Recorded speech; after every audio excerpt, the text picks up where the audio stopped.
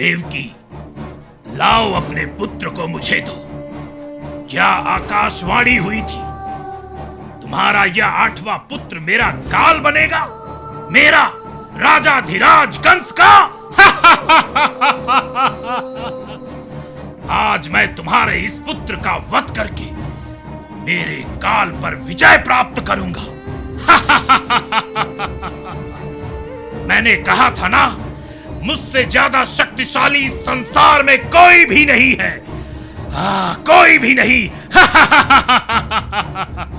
लाओ अपना पुत्र, लाओ। पुत्र? पुत्र नहीं भैया, पुत्री।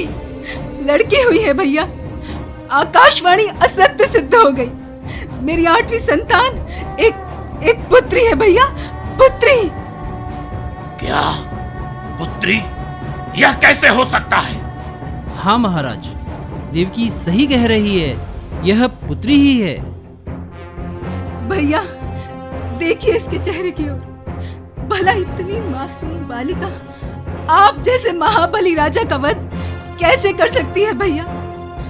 हमने अपने वचन के अनुसार अपने सारे पुत्रों को आपको सौंप दिया भैया। आपको संकट तो मेरे पुत्रों से था, पुत्री से नहीं भैया। चाहे तो मेरे प्राण ले लीजिए, परंतु इस छोटी सी बच्ची को जीवन दान दीजिए भैया, जीवन दान दीजिए। दया कीजिए भैया, दया दया कीजिए भैया। क्या मृत्यु पुत्र या पुत्रियों में कोई भेद करती है? नहीं ना, तो फिर मैं क्यों करूं? ला दे इसे। नहीं। देवकी, दे दे मुझे इसे। नहीं नहीं नहीं। मूर्खकंस, मुझे मारकर तुझे कुछ नहीं मिलने वाला। तेरा काल कहीं और जन्म ले चुका है। जगत के तारनहार भगवान स्वयं आ चुके हैं। तेरे जैसे पापियों का नाश अब निश्चित है। हे मंदबुद्धि दुष्ट, तू व्यर्थ ही देवकी को कष्ट ना दे। सुन निर्दय, दीन और असहाय की हत्या करना छोड़ दे।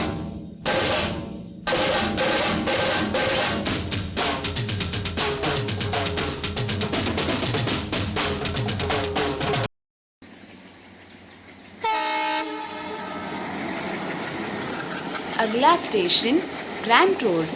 Next station grand road. Local में कभी भी आओ, गर्दी ही गर्दी रहती है। हाँ, चलो अब चलता हूँ मंदिर की ओर। अरे प्रभु, दंडवत। अब मंदिर जा रहे हो क्या? अरे दर्शन प्रभु, हाँ आप भी मंदिर ही आ रहे हो? हाँ प्रभु जी।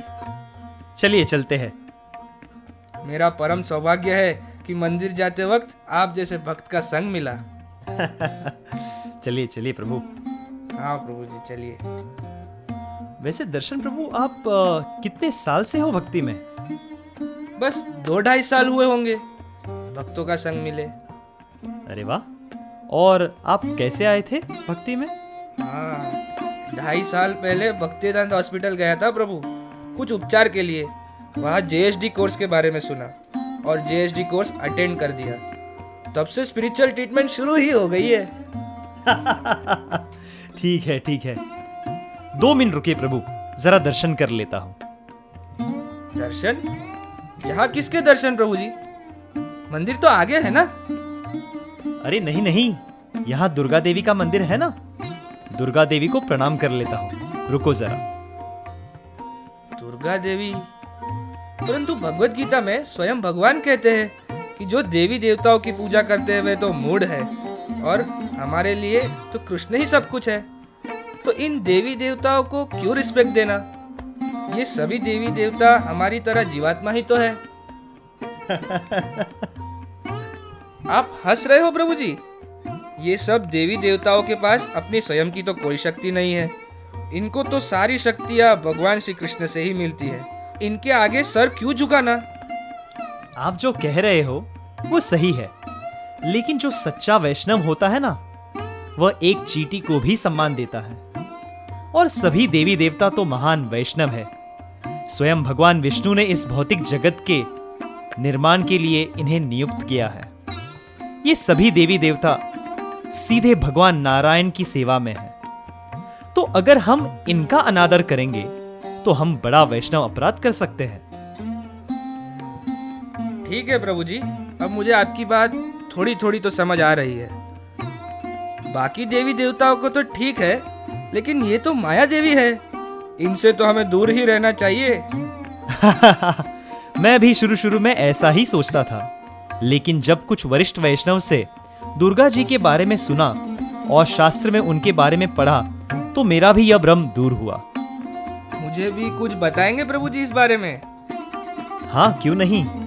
परम पूज्य भक्ति सिद्धांत सरस्वती महाराज कहते हैं कि आध्यात्मिक जगत में 3 प्रकार की शक्तियों का अस्तित्व है, संवित, संधिनी तथा आह्लादिनी।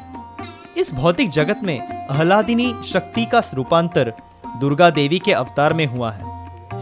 ब्रह्म संहिता में कहा गया है, सृष्टि स्थिति प्रलय साधना शक्तिरेक छाये वयस्य भुवनानि बिभर्ति दुर्गा।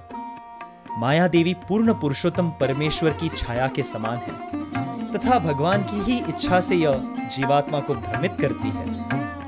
भगवान श्री विष्णु के आदेशानुसार माया देवी दुर्ग रूपी इस भौतिक जगत का पूर्ण नियंत्रण करती है, इसीलिए उनको दुर्गा देवी भी कहा जाता है।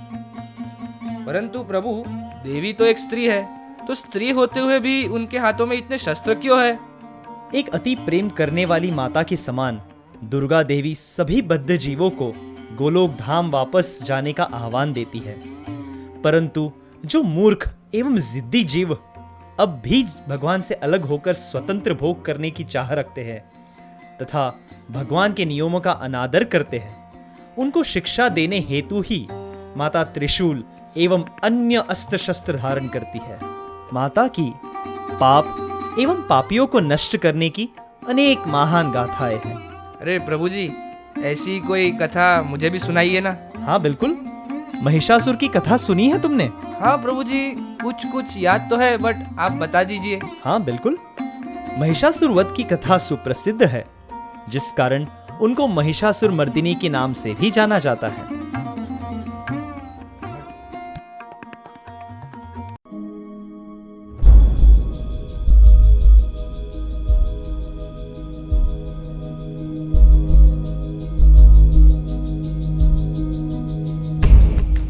हजारों वर्ष पहले एक अत्याचारी राक्षस हुआ करता था, जिसका आधा शरीर दानव और आधा भैंसे का था।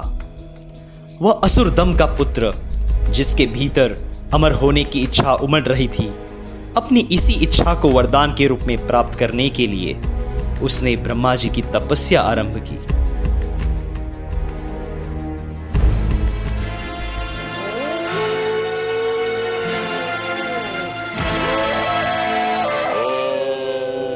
ब्रह्मदेव प्रसन्न हो, प्रसीद प्रसीद ब्रह्मदेव। ओम ब्रह्मदेव प्रसन्न हो, प्रसीद प्रसीद ब्रह्मदेव। ओम ब्रह्मदेव प्रसन्न हो, प्रसीद प्रसीद ब्रह्मदेव। महिषासुर की कठोर तपस्या ने ब्रह्मा जी को भी विवश कर दिया। पुत्र महिषासुर, आंखें खोलो। प्रणाम ब्रह्मदेव। मैंने तुम जैसा तपस्वी नहीं देखा, जो अग्नि को मेरा मंत्र पढ़कर अपने शरीर की आहुति दे रहा है। मांगो, तुम्हारी क्या मनोकामना है? यदि आप मेरी तपस्या से प्रसन्न हैं, तो मुझे अमरत्व का वरदान दीजिए ब्रह्मदेव। जिसने भी संसार में जन्म लिया है, उसकी मृत्यु निश्चित है। यदि ऐसा है प्रभु, तो मुझे यह वरदान दीजिए कि मेरी मृत्यु किसी भी देवता, दैत्य, गंधर्व, किन्नर, भूत, पिशाच और कौन हो सकता है, मनुष्य और में पुरुष के द्वारा ना हो। और नारी? तुम्हें नारी का कोई भय नहीं महिषासुर?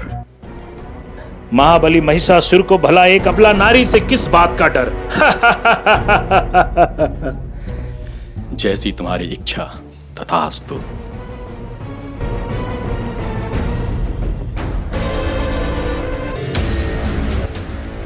ब्रह्मा जी से यह वरदान प्राप्त करके महिषासुर का अहंकार और भी बढ़ गया। अपनी सेना के साथ उसने धरती पर आक्रमण कर दिया। चारों तरफ त्राही त्राही होने लगी। समस्त जीवों और प्राणियों को उसके सामने नतमस्तक होना ही पड़ा। भूलोक और पाताल लोक को अपने अधीन करने के बाद महिषासुर ने इंद्रलोक पर भी आक्रमण कर दिया और इंद्रदेव को पराजित कर स्वर्ग को अपने अधीन कर लिया। महादेव और ब्रह्मा जी के साथ सभी देवतागण विष्णु भगवान के पास सहायता मांगने के लिए पहुंचे। श्री हरि ने उन सभी को देवी शक्ति के पास मदद की गुहार लगाने की सलाह दी। सभी देवताओं ने मिलकर देवी शक्ति को सहायता के लिए पुकारा और सभी देवताओं के शरीर से निकले तेज से एक सुंदर देवी का सृजन हुआ। भगवती के इस रूप को दुर्गा कहा गया है।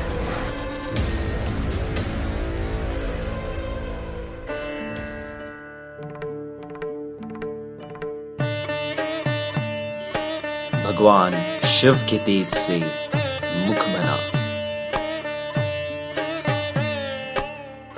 यमराज के तेज से केस निर्माण हुए,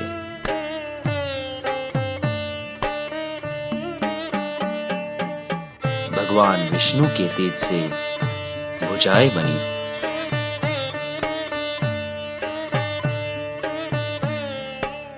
चंद्रमा के तेज से वक्षस्थल की रचना हुई,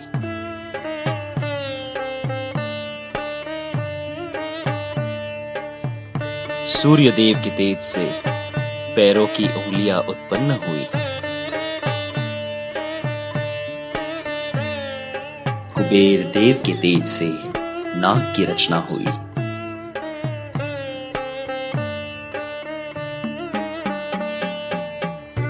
प्रजापति देव के तेज से दांत बने,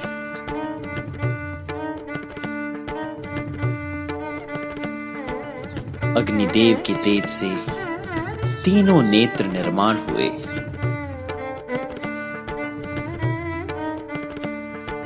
संध्या के तेज से भ्रुकुटी बनी,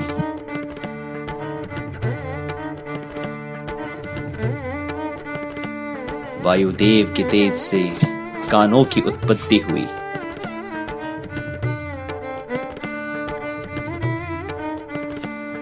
दुर्गा मां के दिव्य रूप के सृजन करने के बाद देवगणों ने उन्हें अनेक शस्त्रों से सुशोभित किया। अत्यंत तेजोमयी और अस्त्रों से सुशोभित अष्टभुजा देवी के रूप को सभी देवताओं ने नमन किया।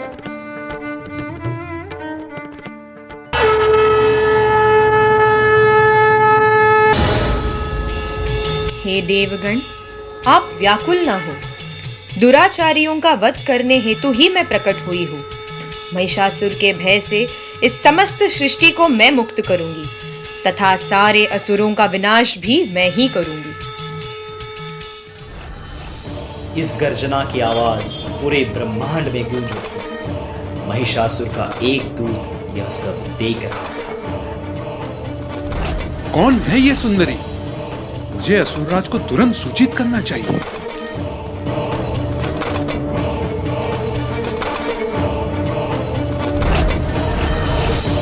असुरेश्वर की जय हो, असुरेश्वर की जय हो। क्या समाचार लाए हो? ब्रह्मांड में ऐसी हलचल तो मैंने पहले कभी नहीं देखी। असुरराज, मैंने एक अत्यंत सुंदर नारी के दर्शन किए। आभूषण से सजी बहुत ही आकर्षक थी वो। ये गर्जना भी वही कर रही थी। सारे देवतागण भी उसकी जय जयकार कर रहे थे। असुरराज, इतनी सुंदर तेजोमय स्त्री सारे संसार में कोई नहीं। मैंने तीनों लोकों पर विजय प्राप्त की है। संसार की सबसे सुंदर और तेजोमय स्त्री पर केवल मेरा ही अधिकार हो सकता है। जाओ, उसको मेरे विवाह का प्रस्ताव दो, और यदि वह नहीं मानी तो उसे बंदी बनाकर लेके आओ। जो आज्ञा असुरराज।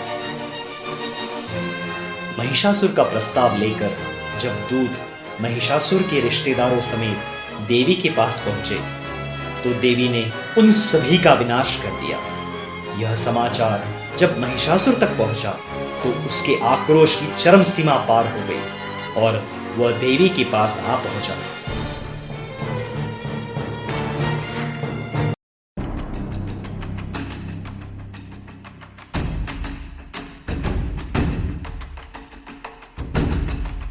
आखिर तुम आ ही गए महिषासुर। हे कल्पवती, तेरे दुस्साहस को मैंने बहुत सहा। तूने मेरे पौरुष को ललकारा है। मैं तेरा क्रूरता पूर्वक वध करके अपने समस्त बलिदानी वीरों की मृत्यु का ऋण उतारूंगा।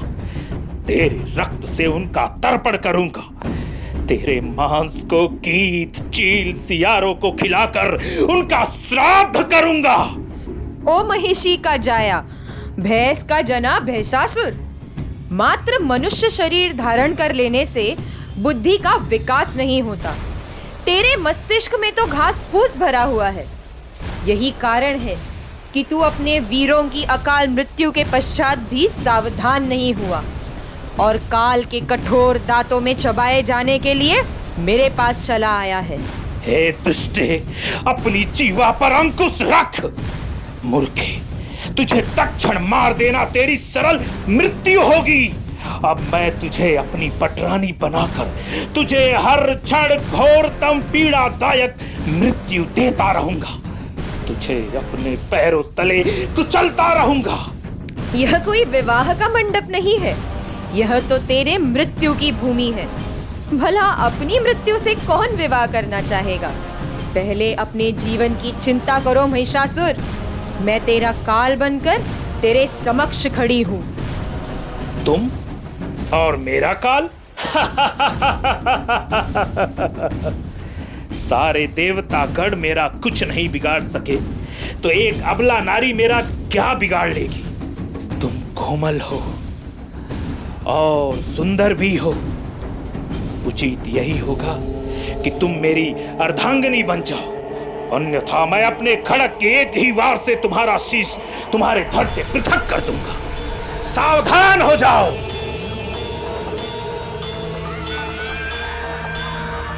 मूढ़ विक्षिप्त चितासुर, तेरी तरह उन्माद से जिसका मन विचलित रहता है वह तेरी तरह ही असावधान होता है। किंतु मृत्यु की देवी तो सदैव सर्वकाल सावधान रहती है। जिसकी जब जब मृत्यु की घड़ी आती है तब तब वह उसे अपना ग्रास बनाती है।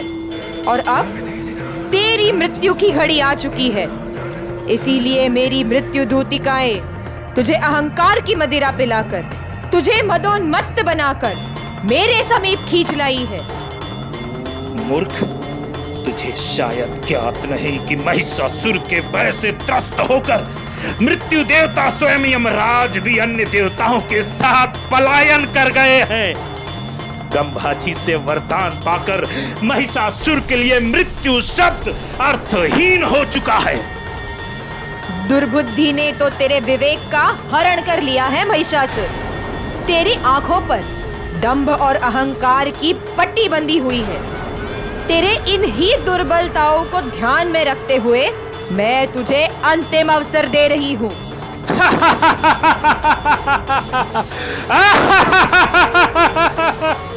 अब भी समय है, विवेक से काम ले।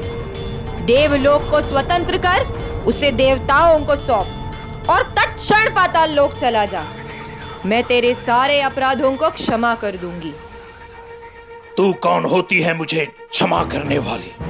सभी देवी देवतागण मेरे समक्ष नाक रगड़ते हैं। क्षमा तो तू मुझसे मांग। मेरी अनुकामनी बन जा। महिषासुर,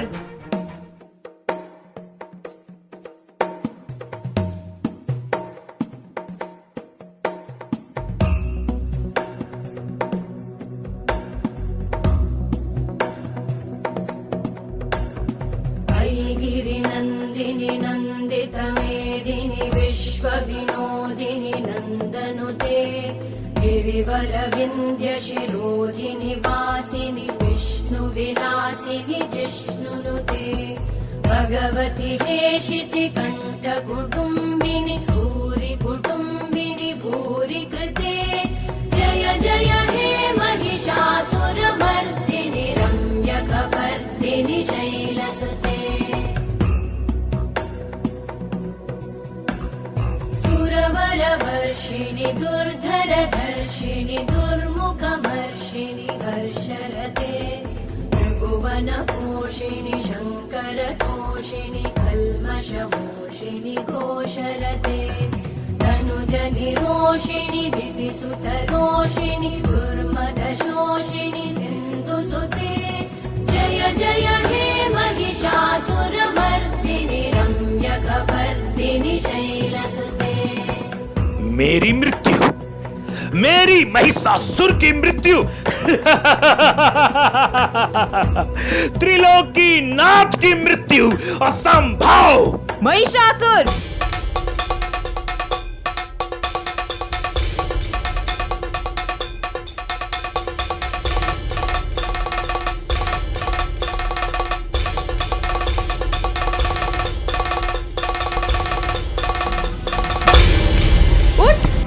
चराचर ब्रह्मांड के विजेता त्रिभुवनपति दिग्विजयी महिषासुर, कहां गया तेरा वह दंभ, कहां सो गया तेरा वह पराक्रम, कहां खो गया तेरा दिशाओं को हिलाने वाला पुरुषत्व, जिसके बल पर तू मुझसे विवाह रचने का दंभ भर रहा था। अब भी यदि तेरे पुरुषत्व में, तेरे शौर्य में सामर्थ्य है तो उठ खड़ा हो। एक नारी तुझे ललकार रही है। निर्लज्ज, पुकार अपने उस अहंकार को। तूने तो यही समझा था ना कि कोई भी स्त्री इतनी सामर्थ्यवान नहीं जो तेरा वध कर सके। किंतु मूर्ख, नारी तो इतनी शक्तिशाली होती है कि वह तो एक जीवन को जन्म देती है। आज यह संपूर्ण विश्व देखेगा कि नारी केवल सृजन ही नहीं, मर्दन भी कर सकती है।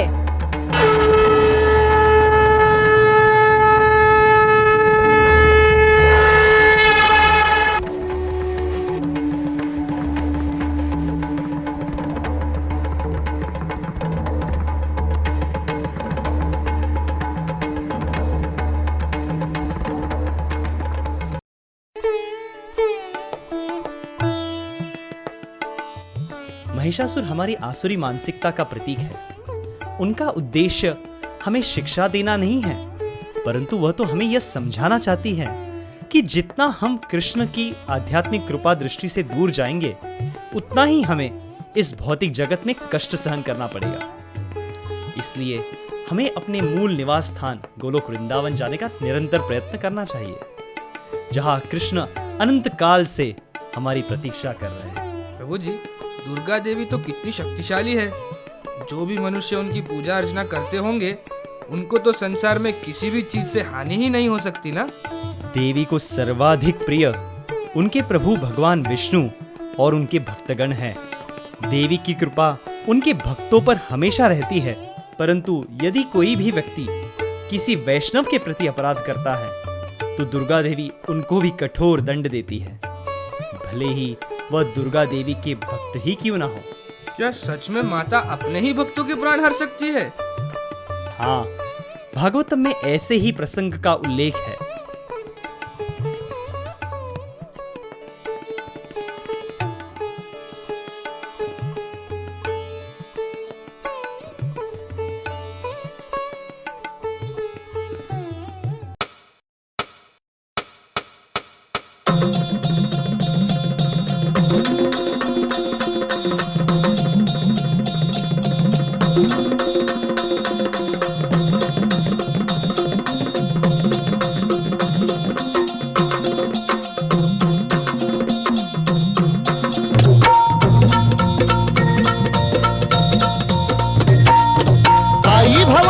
तुझ्या कृपेने तारसी भक्ताला, आई भवानी तुझ्या कृपेने तारसी भक्ताला, अगाध महिमा तुझी माऊली वारी संकटाला, अगाध महिमा तुझी माऊली वारी संकटाला.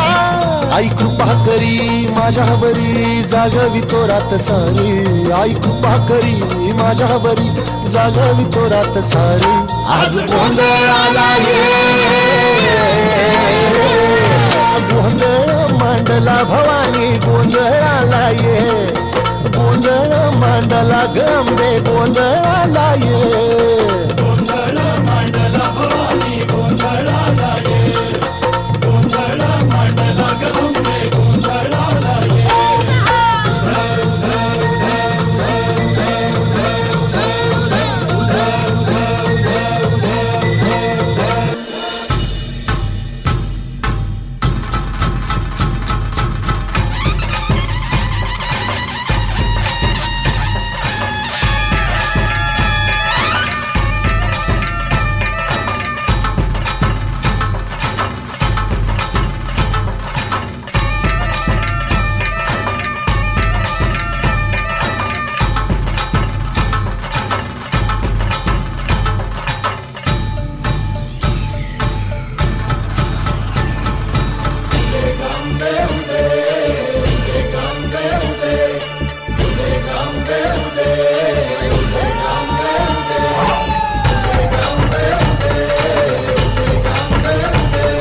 सर्व दिशी मंगळ चढवितो रात्रंगील संबळ.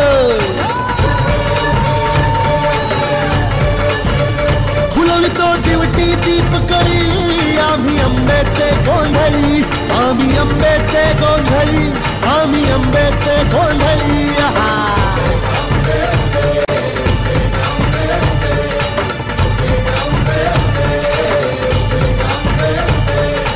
घरोघरी हिंडतो न गोंधळ आईचा मांडतो.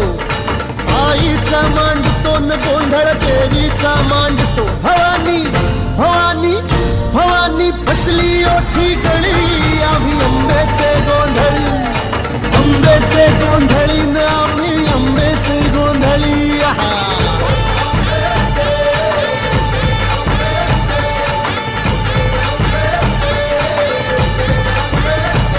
भोला बाबाईचा रेणुका देवीचा भोला जगदंबेचा.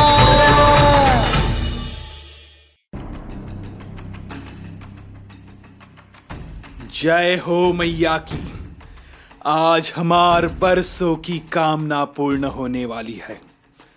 भद्रकाली को ई नरबली अर्पण कई के हम एक पुत्र की प्राप्ति करब जो हमार से भी बड़ा डाकू बन के हमार कुल का नाम रोशन करे. अरे ओ फुलवा, बलि का समय हो गया है. तुरंत तैयारी प्रारंभ करा. जी सरदार.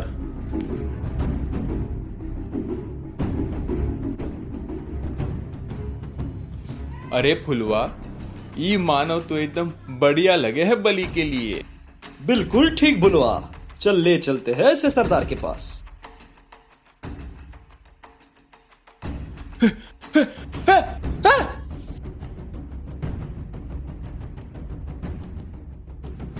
अरे मूर्खो, इतनी मेहनत से बलि के लिए एक आदमी लाई रहन, वो भी तुम्हार मूर्खता की वजह से भाग गवा.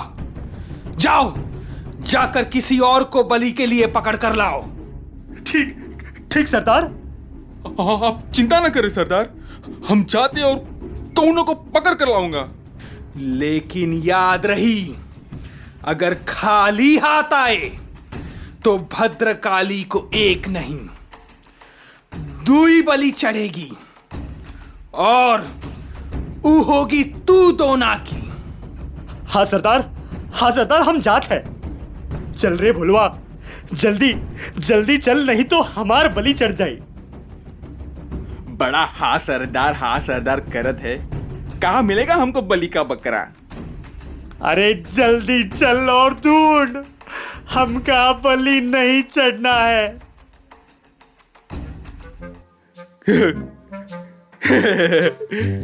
हमका बलि का बकरा मिल गया. कहाँ है, कहाँ है? ऊ रहा.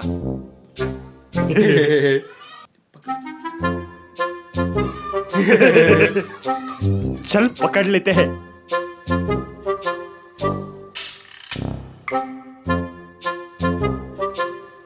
अरे भाई क्यों पकड़ रहे हो? हाँ, कहाँ लेके जा रहे हो? मैंने क्या बिगाड़ा तुम्हारा? छोड़ो मुझे, छोड़ दो मुझे। अरे तू डर काहे रहा है? तू तो भद्रकाली का मेहमान बनने जा रहा है। मेहमान? कैसा मेहमान? अरे हमार सरदार तो हर बलि चढ़ाएंगे भद्रकाली को।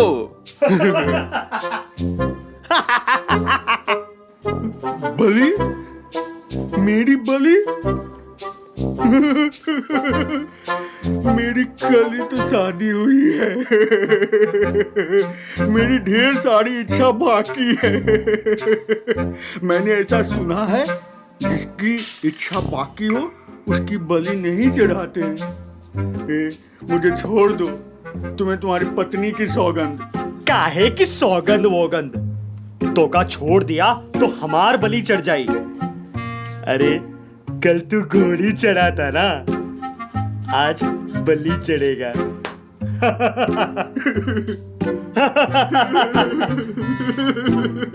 हे भगवान, कैसी विपत्ति आ गई।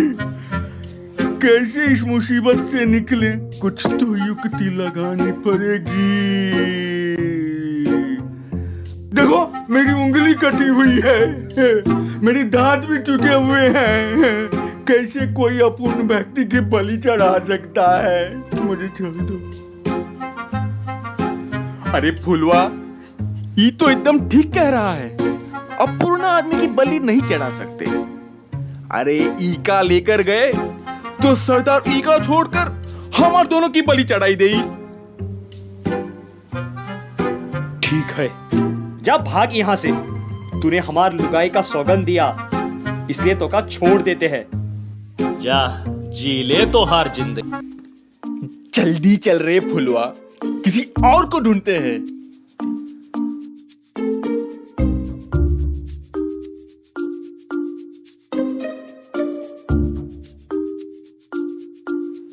वो देख, वो रहा। मोटा भी है, तगड़ा भी है और पूर्ण भी लागत है। चल चल दबोचे दे ओका।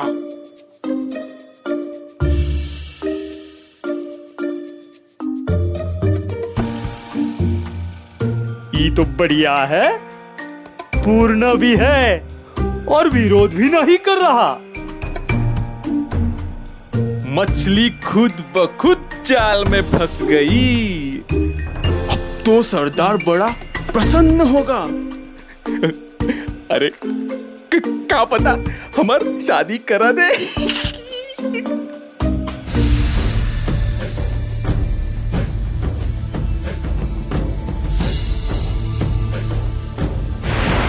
ये देखो सरदार, मानव बलि लेके आए आपके लिए। उत्तम, अति उत्तम। दोनों आपस में बांट लो और ध्यान रहे कहीं ई भी भाग ना जाए। आप बलि की तैयारी करें सरदार, ई का हम कहीं जाए ना देंगे। हे भद्रकाली, आज तक आपको पशु बलि तो कई बार अर्पण किए हैं, किंतु आपका यह सेवक आपको आज सर्वोच्च भेंट प्रदान करने जा रहा है, मानव बलि। कृपया इसे स्वीकार कर हमारी समस्त इच्छाएं पूर्ण करे। हे भद्रकाली, हे महाकाली, हे वरदायिनी, कृपया भेंट स्वीकार करे।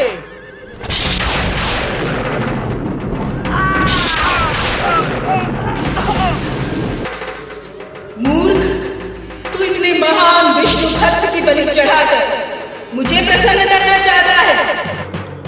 विष्णु भक्त? कौन विष्णु भक्त?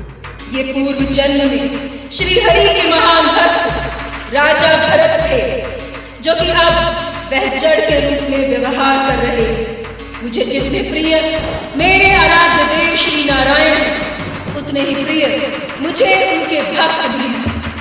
तुमने इतने महान वैष्णव को कष्ट पहुंचाने का साहस किया, अब तुझे मेरे क्रोध से कोई नहीं बचा सकता।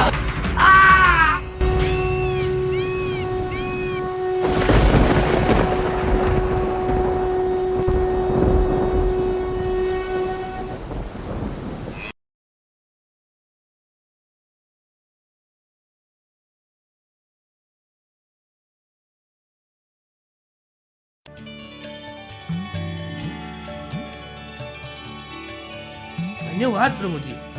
आज दुर्गा देवी के विषय में मुझे बहुत कुछ जानने मिला। मुझे तो इसके बारे में कुछ भी पता नहीं था।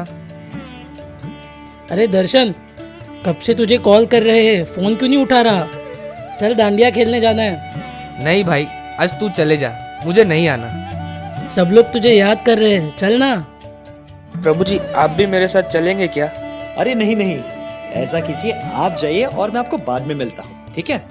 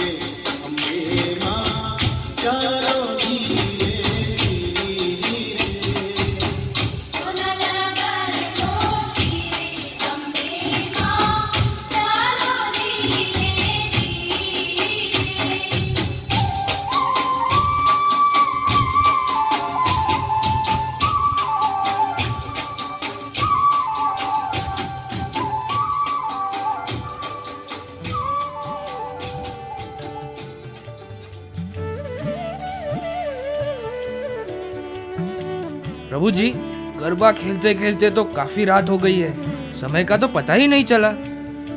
अच्छा प्रभु, एक प्रश्न था, नवरात्रि रात को ही क्यों मनाई जाती है? क्या इसके पीछे भी कोई तर्क है? हाँ, हम नवरात्रि में अंधकार में तमोगुण से मुक्ति पाने की याचना करते हैं। इस कारण इसे रात्रि में ही मनाया जाता है। परंतु नवरात्रि का अर्थ रात में फिल्मी गानों पर नाचना, स्वादिष्ट व्यंजन खाना तथा अन्य मनोरंजन करना नहीं है, किंतु माँ दुर्गा के मूल स्वरूप को जानना तथा वरिष्ठ भक्तों के पद चिन्हों पर चलकर माँ को प्रसन्न करना है। नवरात्रि अर्थात नवरात्रियों को मनाया जाने वाला पर्व है। इन नवरात्रों में देवी के विविध रूपों को पूजा जाता है। उनके मुख्य रूप है दुर्गा, लक्ष्मी एवं सरस्वती, जिसमें से नवरात्रि की पहली 3 रात्रियों में दुर्गा देवी की आराधना की जाती है। दुर्गा देवी अपने त्रिशूल से हमारे मन के अनर्थ को नष्ट कर दे, ऐसी प्रार्थना करनी चाहिए। इस प्रकार मन के शुद्धिकरण के पश्चात अगले 3 रात्रियों को लक्ष्मी जी की पूजा की जाती है। लक्ष्मी जी हमारे मन में शुद्ध भक्ति, प्रेम, करुणा, दया, अहिंसा जैसी सात्विक भावनाओं का सिंचन करती है। धन की पूंजी ना मांगते हुए हमें उनसे भक्ति मार्ग में अग्रसर रहने का आशीर्वाद मांगना चाहिए। नवरात्रि के अंत के 3 दिनों में देवी सरस्वती की पूजा करके उनसे आध्यात्मिक ज्ञान की प्राप्ति की मनोकामना कर सकते हैं। प्रभु जी, दुर्गा देवी के विषय में मेरी सारी गलत धारणाएं आज दूर हो गई। दुर्गा देवी का वास्तविक स्वरूप अब मुझे समझ में आया है। ये तो बहुत ही अच्छी बात है। चलो हम माँ दुर्गा के दर्शन करने चलते हैं।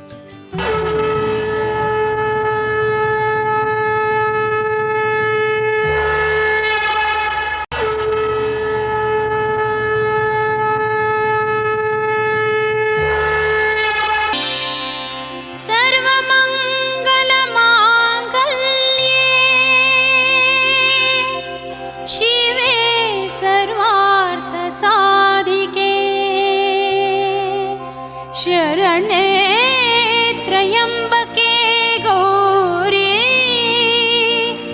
नारायणी नमोस्तुते।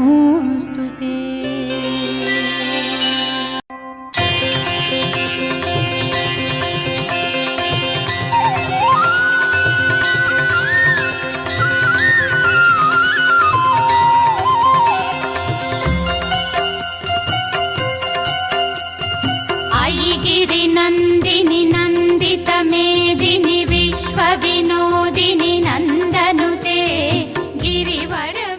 मैं किसी भी जीव को इस दुर्ग रूपी संसार में बंदी बनाकर नहीं रखना चाहती, अपितु जो मनुष्य इस दुर्ग में बंदी है उनको मुक्त करना चाहती हूँ। परंतु यह करने से पूर्व मैं मेरे प्रभु श्री कृष्ण के प्रति उस भक्त की निष्ठा की परीक्षा लेती हूँ। उसके हृदय से काम, क्रोध, द्वेष, लोभ, मिथ्या अहंकार और मोह का पूर्ण नाश हो गया है कि नहीं, यह सुनिश्चित करती हूँ। यदि कोई मुझे प्रसन्न करना चाहता है तो वह मेरे प्रभु श्री कृष्ण के नाम का कीर्तन किया करे।